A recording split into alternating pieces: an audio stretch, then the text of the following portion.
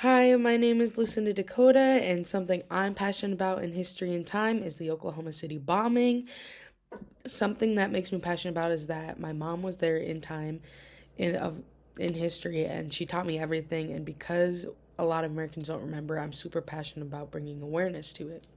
So, going right into it, my event is the Oklahoma City bombing. It happened April 19, 1995. Now, 2 years before that, on April 19, 1993, there was a Waco, Texas seized by the FBI. And because of what happened there, which we do not have time to get into, because of what happened there with the FBI, Terry Nichols and Timothy McVeigh, who are two ex military people, did not like it. And because they didn't like it, they found each other, they talked about it, and they created this big, elaborate plan to bomb a building in Oklahoma City. Now, right before I get into it, um, Timothy McVeigh and Terry Nichols were not a part of a movement, but they were a part of a movement. They would be a part of the Militia movement. Now, the Militia movement is a anti-government, anti-leadership government. They feel like the government is like breathing down their necks, and they don't want it. They want more freedom, if that makes sense. But America is the land of freedom, so I don't know what that means. But so they felt like they didn't want that, and they're super anti with that. And because they're anti that, they hated what happened in Waco, and they wanted to create a awareness, a movement of their own. So they weren't even a part of a movement, but if we had to categorize it, it would be a part of that movement. So the Waco happened on April 19, 1993. 2 years after April 19, 1995, Timothy McVeigh drives a Ryder van outside the Alfred P. Murrah building in downtown Oklahoma City and blew up the bomb at 9 a.m. And it only took 2 minutes and all of it was done. Half the building was gone. There were 168 people died that day, children included, as well as more than 300 injured, and probably more. What's crazy to think is that this is the deadliest domestic terrorism attack on U.S. soil till today. Still today. Um, the the whole movement was to kill this man named Bob Ricks, who was leading Waco, Texas.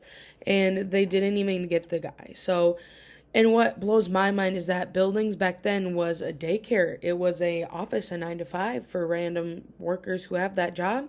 And it was the FBI government officials who died that day. So the memorial has big chairs for adults and little chairs for children that died that day because they went to daycare. Now, what happened after that? Well, we grew in security for domestic violence. We got better security for technology. We created a domestic terrorism department, and we started tracking the militia movement a little bit harder, if that makes sense. Has the narrative changed? Yes.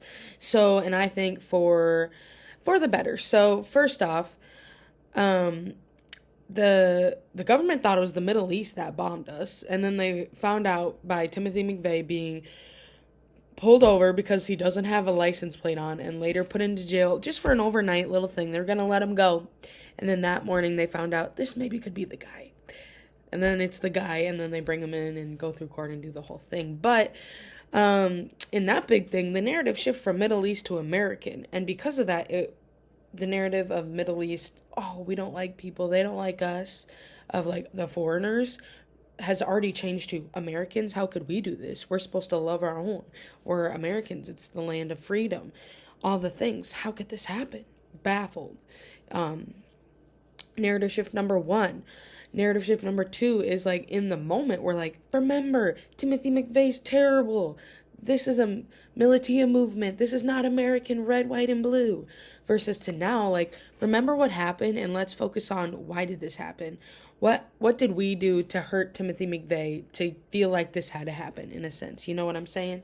So for an example, almost like school shootings. It's still domestic terrorism in my mind, of somebody coming in and shooting up a school and killing kids. That is a form they're hurt. They're doing hurt acts. Hurt people hurt people. Why? I think Oklahoma City bombing awakened that thought of like, we need to care about people a little more mentally, make sure they're doing okay, so we can prevent future activities like this. So I think that's narrative shift number two.